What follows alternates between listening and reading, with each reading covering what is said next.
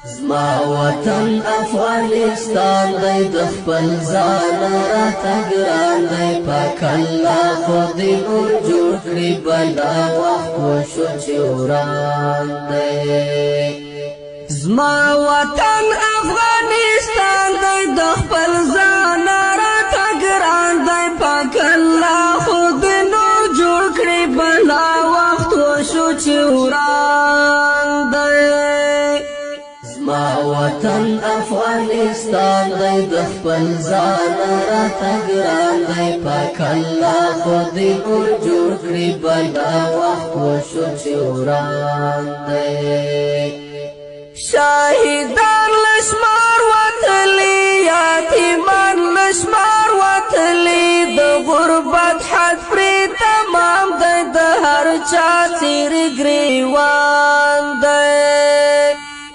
شهیدان لشمار وتلی یتیمان لشمار وتلی د غربت حد پرې تمام دی د هر چا څیر ګریوان دی زما وطن افغانستان دی د خپل ځان راته ګران دی پاک الله خو دې نور جوړ کړي بلا وخت وشو چې وران دی زما وطن افغانستان دی د خپل ځان راته ګران دی پاک الله خو دې نور جوړ کړي برادران و خواهران شهر امبور با اتاجات از افغانستان تشریف آوردند. میخواستم که در شهر کابل یک شفاخانه سرطان که برای ملت مظلوم افغانستان است را درست کنند و با کمک شما ضرورت دارد. هر کسی شما که میتونه با ما در این محفل ما تشریف بیارن خوش آمدید. محفل فردا تاریخ 5/10/2023 در الیت منزل می باشد. خوش آمدید. ما شما راست.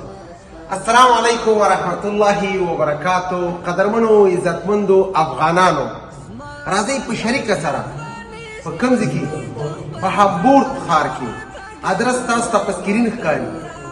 دا د ټولو د افغانانو د زړه ارمان دی. دا شفاخانه د ټولو افغانان په دې کې کوي شي علاج وکړي خپل، خو بنیاد به ټول افغانان په شریکه دي.